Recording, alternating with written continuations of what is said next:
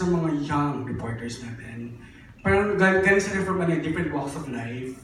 So, ibig sabihin ba nito, for example, may mga from Maranao. So, yung topic lang ba na i-cover niya pag nagre-report kayo is dedicated lang kung saan kayo nanggaling or kung ano yung pinoportray niyo. For example, sa lifestyle ka lang ba, ganun, or pwede mag-interchange.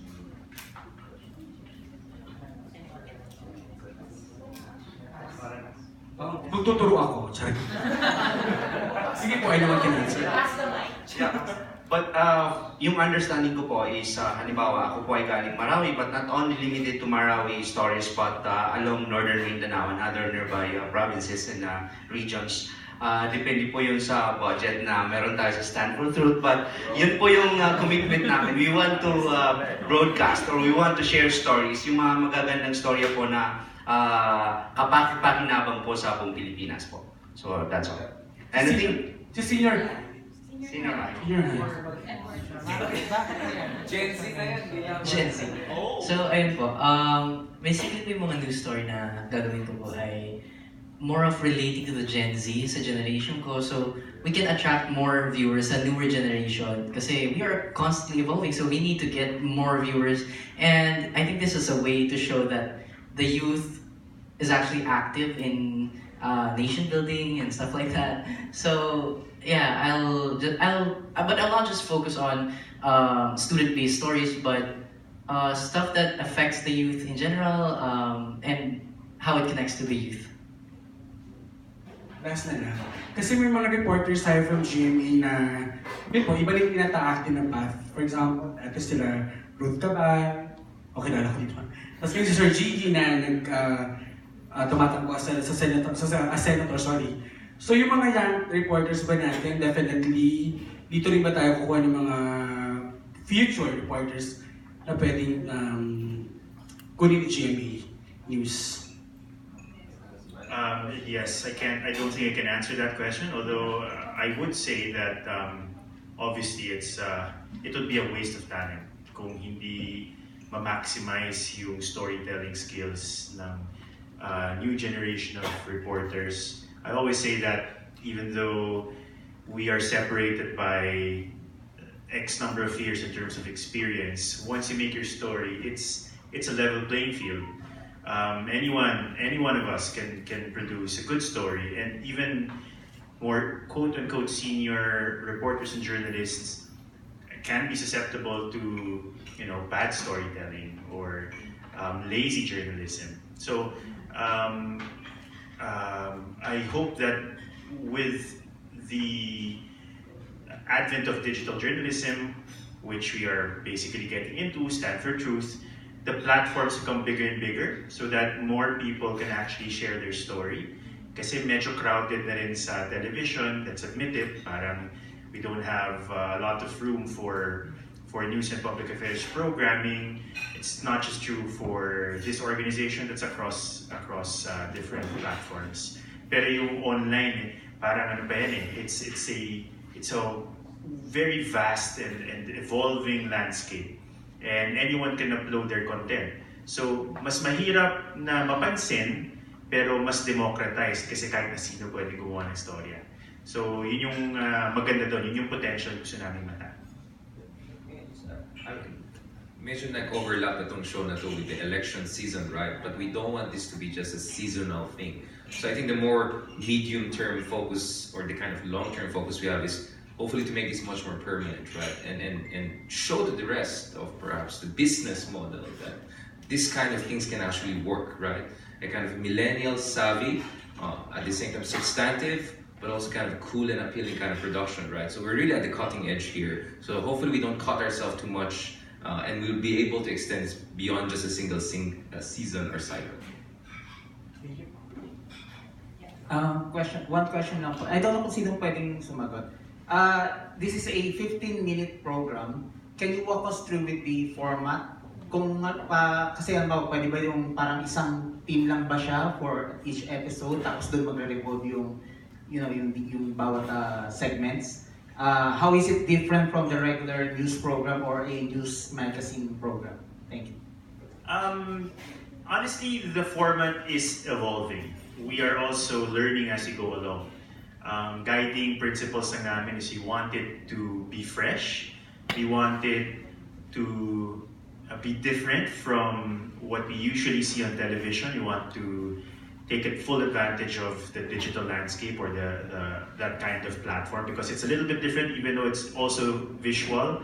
The way we consume online news and information is a little bit different. But going back to the meat of your question, the format, unang-una, it will be a daily show which is produced every day, which will be basically following news events as they happen daily. So it is a newscast, but it can also be considered a daily digest of the biggest things happening today. Like for people on the go, what they need to know in 15 minutes. What happened today, what are the biggest stories. But more than the information, we provide the tools for critical analysis. So that's where Richard comes in, na parang he provides context, additional information, so that hindi lang natin alam yung XYZ ng balita na ba, who, what, when, where, you know, parang we get into like a deeper understanding of the news. Although again, 15 minutes is both long and short depending on how you look at it. Parang it's short in the sense na maraming nangyayari sa mundo, it's impossible to compress in 15 minutes. But it's long in the sense that 15 minutes online is a long time. Pag nanonood tayo ng video sa Facebook or YouTube, 10 seconds, 30 seconds. So to hold someone's attention for 15 minutes, that's already a big deal. And then beyond that, we also want to tap into other important aspects of our life online, which have to do with culture, which have to do with lifestyle, and getting inspired, and finding out what's going on in the Filipino music scene. So hopefully we can all bring that together into one coherent platform, so that it's kind of like a one-stop shop for everything that you need to know today. Thank you. Hi, Joyce. First off, ang dami-dami mo nang ginagawa. You have your own show. I mean, you're doing a lot outside GMA also. Where are you finding time for this? And can you tell us like a little backgrounder on what's going to be in your part of the program? Thank you for that question. and that's a constant question that I'm being asked. I honestly don't know where to find the time anymore. I usually spend my days where I would just get 3 or 4 hours of sleep because I do unang hirit every day. In the car. Yes, that's in the car, precisely. And sometimes my day would go, sorry, nagkwento na ako, unang hirit, shoot in between an event at night, and then diretso na ako unang hirit ulit. But I think I also set certain rules with my management and with myself na this day I dedicate to shooting for my podcast and for the vlog and for social media. This day I set to just go to church and be with my family and with friends. And so I have personal block-offs talaga. And the holy grail of anything when it comes to multitasking is really finding the right schedule and knowing your priorities, I think. And luckily, and I'm so blessed to say that I have a great team behind me. As with Stand for Truth, if I may correlate, it's not a one-man team. You can't ever bring together a great big show or an innovation or a big dream with just one person being the front runner. Well, there will always be a face, syempre, diba? Pero it's really a teamwork. So that's how I find the time. And with this actually mahirap din yung segment ko kasi hindi ako in the studio. I'll be going to gigs. I go to events. So mamaya po diretso ko after nitong BlogCon natin. Diretso ko sa Pampanga for the Hot Air Balloon Festival because some of the 3 bands that we will be featuring for Stand for Truth, they're playing there, and I did a shoot already. I have 4 spades. We went to the band rehearsals. I did Sud. I went to the gig in Sagiho. So medyo kagulo talaga siya. But as Atom said, there always has to be a balance with everything. We want to be able to talk about the things that are going on in culture and pop culture and music, which are also very interesting. So there. And would that require you to actually interview them in depth, or? I interview them.